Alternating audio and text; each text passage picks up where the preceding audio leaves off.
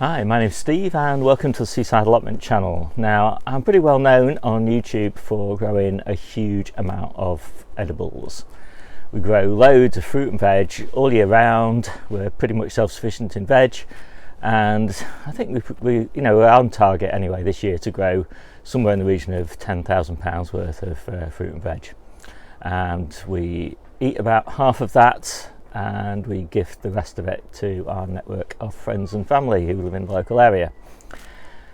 Anyway, lots of people ask me, how do you grow so much and how big's your allotment and all that sort of thing? Well, we have 3 allotments in the family. I have one, my wife has one, and my middle daughter has one, and they're all kind of managed in an integrated fashion. And to add up the growing area on those 3, and you get about the size of a standard allotment plot, so about 250 square meters, because they're a very relaxed layout really, these plots, and they're intentionally designed that way. I had a lot of health problems in my past, so when I designed it for ease of moving around. Fortunately, those problems have mostly dissipated now. My daughter's got a whole load of health problems as well. We like to relax on the plots, so we've got play areas and patios and working areas and all that sort of thing. Of course, we've got areas set aside for composting and sheds and all that sort of thing. So, about 250 square meters, we take about £10,000 off it. And how do we do that? Well, there's no magic to it, basically. So I thought I'd just quickly take you around and show you the basic tips and tricks about how we harvest so much. So the most obvious thing that people see when they look at my channel is that I have a lot of indoor growing space. So I've obviously got this polytunnel, which is 10 foot by 20 foot, and that allows me to grow a huge amount of stuff. And I've got all these cold frames and hoop tunnels, so that allows me to grow really early and really late in the season. And that makes a big difference, but it's actually not as big a difference as you might think, because there's lots more to harvesting a lot of food than that. So the simplest and most important tip of all is we pick a lot. So this bed, for example, we've been harvesting since some late September up until the middle of March. And it's going to keep on going for at least another month, and it gets picked twice a week. And at the moment we're probably picking 3 or 4 leaves off each of these plants twice a week. And in winter, right in the heart of winter, maybe we got 1 or 2 leaves off each plant. But basically, the more you pick, the more the plants grow. And that's pretty much true of all of the salad greens and spinaches and things like that. You can just harvest huge amounts of these plants. And this bed, for example, was harvested yesterday and it's ready for harvest again. So part of that is because it's in a little hoop tunnel. It's nice and sheltered from the wind and from the cold. But yeah, just keep harvesting. So the next tip is grow the right crop at the right time of year. So in the middle of winter, December, January, early February, winter miner's lettuce is an absolutely fantastic addition to your salads. Now it's still pretty good now, but we've got loads of true lettuces available now, so the winter miner's lettuce isn't quite as valuable. But yeah, it's a fantastic crop and it's super hardy. I mean, this is completely outdoors. It's just under a netted frame, and that's just because I happen to have the space, although it does do slightly better just with this little bit of protection from the wind. And actually that winter miner's lettuce has been harvested 2 or 3 times off that bed. It looked incredibly lush, but you definitely don't wait, you just keep harvesting. So here's another example. So this is corn salad, and this is another fantastic lettuce leaf to grow in midwinter. Sow it in September and you'll be eating it in December and January. So the next tip is to grow some novel crops. So for example, if you really like beans and peas, and obviously there's no beans and peas around at this time of year in March, but you can eat pea shoots. So you can just pinch the tips off these peas and you got lovely pea tasting addition to your salads and stir fries. So you might be eagerly awaiting your first broad beans, and you've got them all in nice, neat, ordered rows, and everything's looking good. But why wait till June? If you've got some spare land in September and October, just get a packet of field beans, chuck them down, work them into the soil, and then pick these gorgeous tops off, and just keep picking those right from December all the way through to April, and they're just fabulous.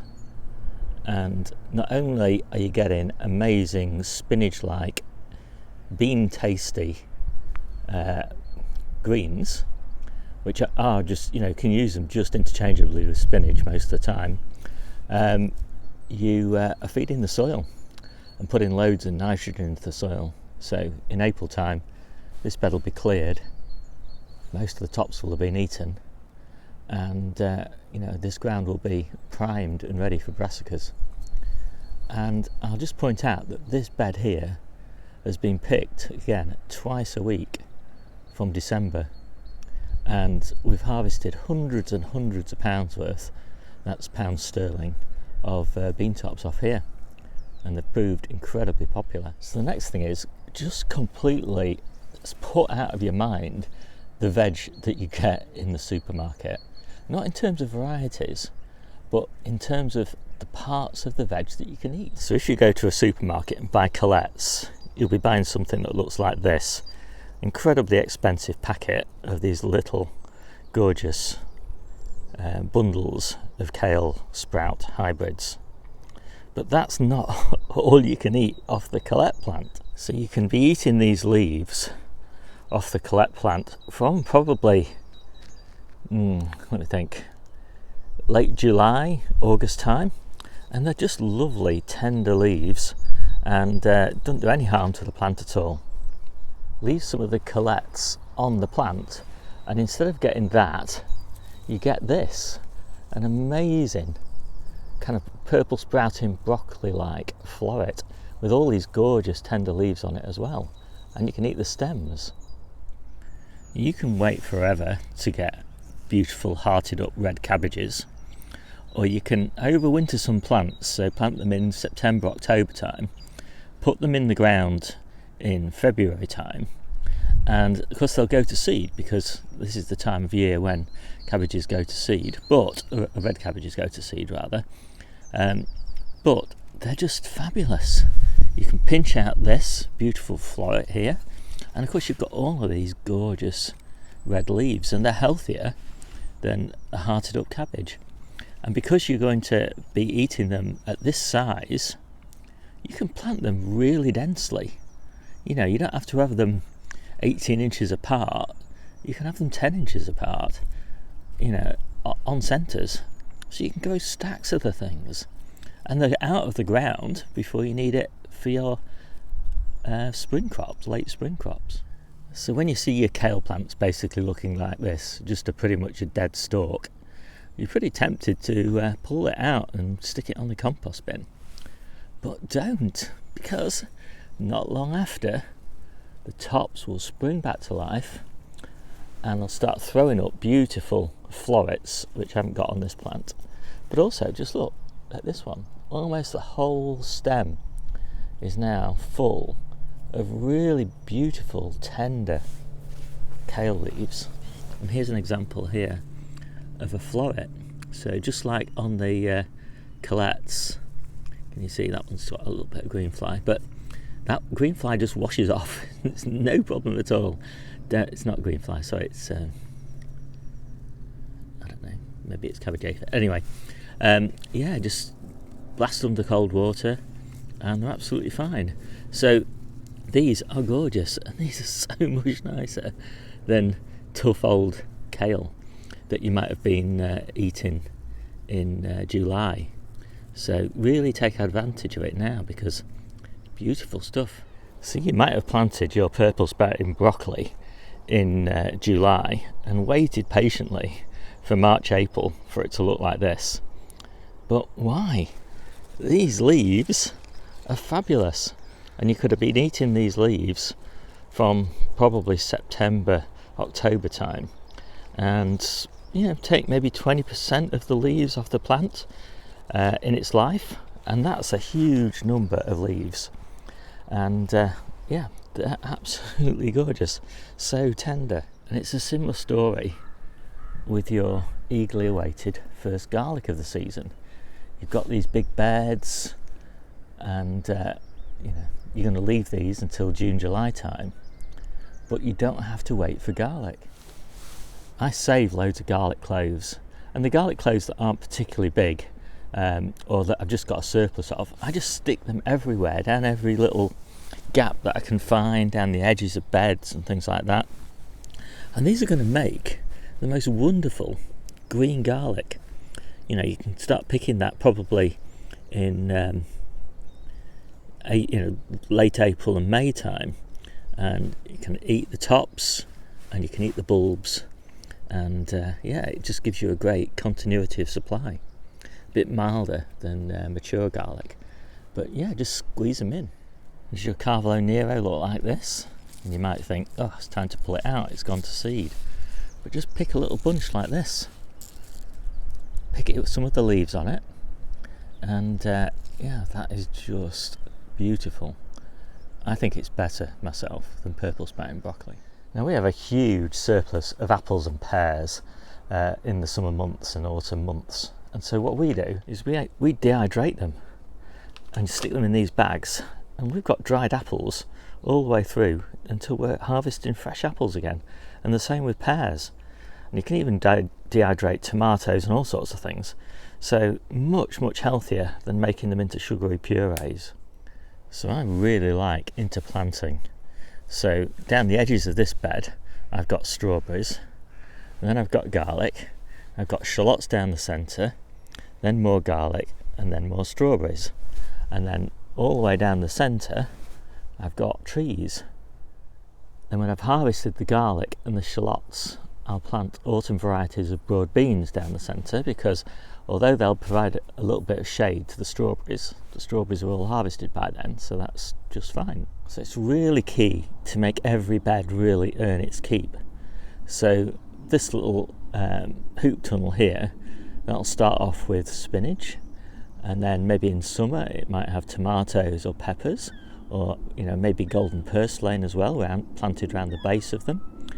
And then I'll probably have lettuces all the way through winter, and then spinach again for spring. So next, I think it's really useful to use the heat that you've got in the house. So let's take an example, radishes. So in fact, we'll take two examples. First one, radishes. So you can start radishes in the ground, and you've probably got them germinating in March. But I'm harvesting them in March, and that's because I started them in modules in the warmth of the house. And I've got these beautiful cherry varieties, and of course these are interplanted with this perpetual spinach. And by the time the perpetual spinach is growing big and shading, all of the radishes will have gone. And then I've got these beautiful French breakfast radishes, and these are interplanted with spring onions, similar story. But then don't forget the leaves, because radish leaves are really fantastic, especially in things like smoothies. They're a little bit hairy for some people's palates in salads, but I eat them, but my wife doesn't. But they make great ingredients in smoothies. And of course, you could leave a few radishes and just harvest them for leaves, like I'm doing here. Because this bed is a winter radish, and so it's super hardy, and it gives you just a fantastic supply of incredibly healthy brassica leaves, and again, absolutely ideal for smoothies. And this bed's been harvested continuously all the way from November, I think, and it's still going strong. So as I've already mentioned, interplanting is just such a great idea, and I love interplanting lettuce beds with the spring onions, and you can do the same sorts of things with carrots. There's so many interplanting opportunities, but the ones I really like are interplanting with radishes and spring onions. Radishes because they're out of the ground really quickly, spring onions because they grow so in such a tidy little clump that they just don't interfere with the other stuff that you've got planted. and that allows you to get a really good yield out of a bed and still provide a reasonable amount of spacing between your veg. And that spacing is quite important, because when you're harvesting day after day after day, if you plant too closely, the plants just can't cope with that harvest rate. There's just not enough space for watering and just not enough nutrients in the ground. So I harvested this bed yesterday, but in a week's time, when it's harvested next time, these plants will be much bigger again. And so this is the kind of spacing that I like. Absolutely fantastic yields. Now you can also play all kinds of tricks with weird timings, so I'll just show you a few of those. So most people will have planted their sprouts out in April time, or maybe as late as July time, and they'll have huge mature plants, and pretty much they'll all have finished by now. But you can actually plant sprouts much later in the season. So you could plant them in September, or you could actually even plant them now, and I'll show you both of those. So these are really late planted sprouts, and we've been harvesting these for these gorgeously tender sprout leaves. I think sprout leaves are probably my favourite of all of the brassica leaves. They're absolutely fabulous, and you can harvest them either as a sprout top, which is just like a giant, like a mini cabbage basically on the top of the sprout plant, or you can just harvest any of the leaves, and these are just gorgeous. Now what you'll notice is that once you take the top off like that, of course you can eat that top, it will really encourage the growth of the sprouts, and you can use that trick early in the year and you can use it late in the year. Now I've got a couple of examples here. So this is an example of an early season sprout, and you can see that it doesn't quite look like a traditional sprout. It's not quite as dense, but I really like that. It makes them much tenderer to eat.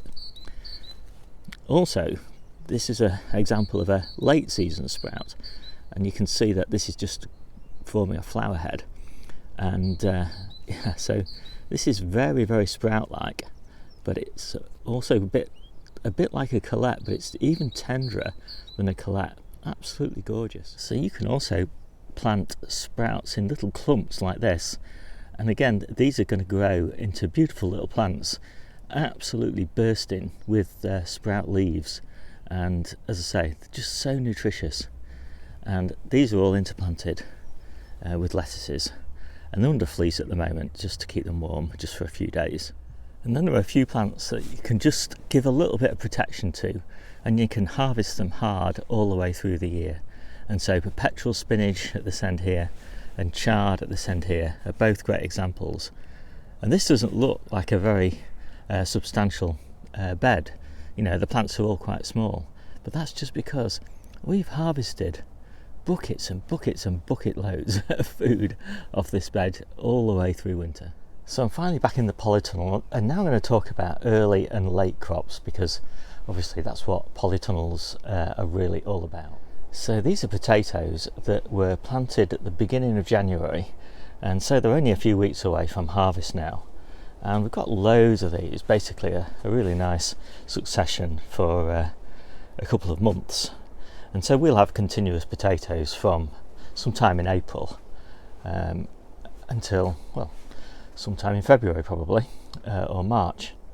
And so the way we do that is we start them in containers, and we start them just under a table in the house, any little corner, any cool bedroom, any just nook or cranny. You can just stick a container full of potatoes, and you only need it there for probably about 10 days, and that's how long it takes for them to breach the surface of the compost. So you don't earth them up or anything like that. You fill the compost right to the brim, pop the potatoes in at the bottom, and then move them to the polytunnel once they've breached the surface, so that they don't get too leggy. Obviously these, it will get a little bit leggy because they're coming into the polytunnel in February, early March sort of time. Now obviously you're still going to be sensitive to frost, so I make sure that I've got fleece at the ready, and a double layer of fleece if there's going to be a hard frost, but these have done just fine, and you can see that I've got fleece just clipped to that bench there, so I can deploy it at a moment's notice. Sticking with potatoes for a minute, in August time and maybe also into September, I will plant one potato in one of these containers, and I'll just use spare space on the allotment to fill these up with old compost, probably from tomato plants that have had it. And those potatoes, normally Charlottes I grow, they'll be ready in December, January and February. So the plants will probably come to an end in November, but then you can just keep them in the compost all the way through until spring pretty much, and just get absolutely gorgeous, perfect condition new potatoes. Now mine will start in a gap like this between two raised beds, and this will just be completely full of potato pots all the way down there, maybe 20 odd pots. Then in October, November, those 20 pots will just run down the edge here of the polytunnel, and then once they've died back, late November, December time, they'll all just be piled up in one of these corners, all on top of each other, just ready for harvest. And one of those pots harvest is just a really good meal for a family of 4. So it's just perfect. Plant your Romanesco cauliflowers in September, overwinter them in your greenhouse or polytunnel, and then plant them out in your polytunnel or in pots, or even in the open ground if you've got a sheltered spot, and you'll be eating them all the way from February all the way through to the end of March. Plant your Calabrese in September, similar story, overwinter it in small pots, and then plant it out either into your polytunnel beds or into pots, and you're bleating Calabrese all the way through early spring. Plant a few peas in winter, and then you'll have really lovely strong plants in early spring ready for early harvest. And you can start them in the polytunnel, but then just take them outside and they'll grow on just fine. Don't wait for your celery all the way through to August, September time. Plant it now, just one little strip like this in the polytunnel, and then just harvest it as a cut and come again crop. Basically break off individual stalks just like this. And this little row of plants here I actually planted at pretty much this time, so the middle of March last year, and we've been eating from this bed continuously for a whole year, and it's still not gone to seed, and it's just fabulous.